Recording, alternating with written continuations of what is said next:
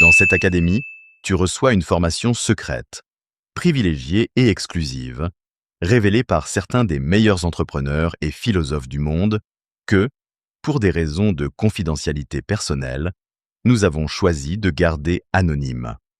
Inscris-toi dès maintenant, apprends les secrets des leaders mondiaux et fais décoller tes revenus.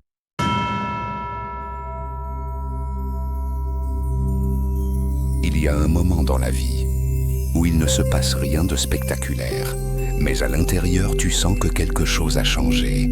Tu n'arrives pas à bien l'expliquer. Tu ne sais pas lui donner un nom. Tu sais seulement que tu n'es plus celui que tu étais avant. Les choses qui te convenaient te paraissent maintenant trop étroites. Les conversations te semblent vides. Les habitudes te pèsent. Les personnes qui te ressemblaient avant ne te reflètent plus maintenant.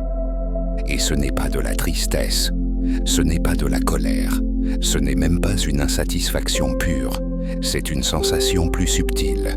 C'est comme si une partie de toi avait déjà fait un pas en avant, tandis que le reste de ta vie était resté en arrière. Au début, tu essayes de l'ignorer. Tu te dis que ce n'est qu'une phase, que ça passera, que tu dois juste tenir un peu plus longtemps, que ce n'est pas le moment de changer. Mais cette sensation reste, et elle revient, et à chaque fois elle est la plus claire. Parce que quand tu sens que tu n'es plus celui que tu étais avant, tu ne tombes pas, tu grandis. Le problème, c'est que la croissance n'est pas confortable, elle n'est pas ordonnée, elle n'est pas rassurante. Grandir signifie perdre des certitudes avant de trouver de nouvelles directions. Cela signifie ne plus se reconnaître avant de devenir quelqu'un de nouveau. Et cela fait peur.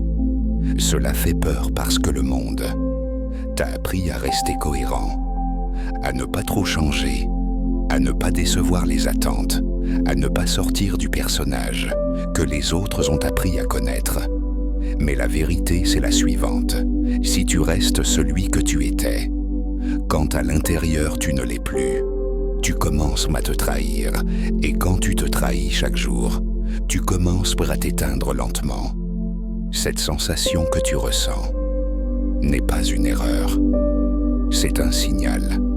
C'est la partie la plus vraie de toi, qui demande de l'espace, qui demande de la cohérence, qui demande une vie à la hauteur de ce que tu es devenu. Tu n'as pas besoin de savoir tout de suite ce que tu veux faire. Tu n'as pas besoin d'avoir un plan parfait. Tu n'as pas besoin de tout bouleverser aujourd'hui. Tu dois seulement arrêter de faire semblant d'être encore celui que tu étais avant.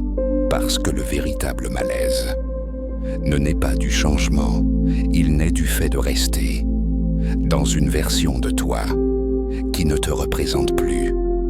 Quand tu sens que tu n'es plus celui que tu étais avant, commence un passage délicat. Ce n'est pas encore l'action, c'est la conscience. C'est le moment où tu commences à t'observer, à remarquer ce que tu ne supportes plus, à comprendre ce qui te vide, à sentir ce qui te pèse vraiment. Et cette phase est précieuse, parce qu'elle te prépare. Elle te prépare à des choix plus alignés, à des relations plus vraies, à une direction plus à toi. Ne te presse pas de tout définir, mais ne reviens pas en arrière. Parce qu'une fois que tu vois que tu n'es plus celui que tu étais avant, tu ne peux pas faire comme si de rien n'était. Tu peux l'ignorer pendant un moment. Tu peux te distraire. Tu peux encore t'adapter.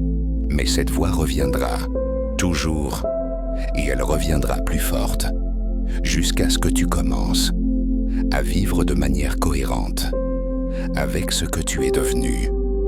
Maintenant, écoute bien ces mots. Si tu sens que tu n'es plus celui que tu étais avant, tu ne te perds pas.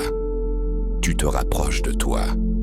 Ce n'est pas une crise, c'est un passage. Et c'est un passage que peu ont le courage de traverser vraiment.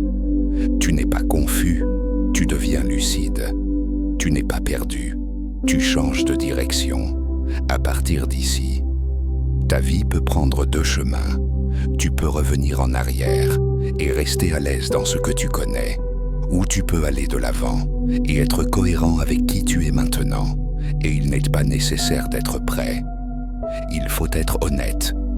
Honnête pour reconnaître que tu ne peux plus vivre une vie qui ne te ressemble pas.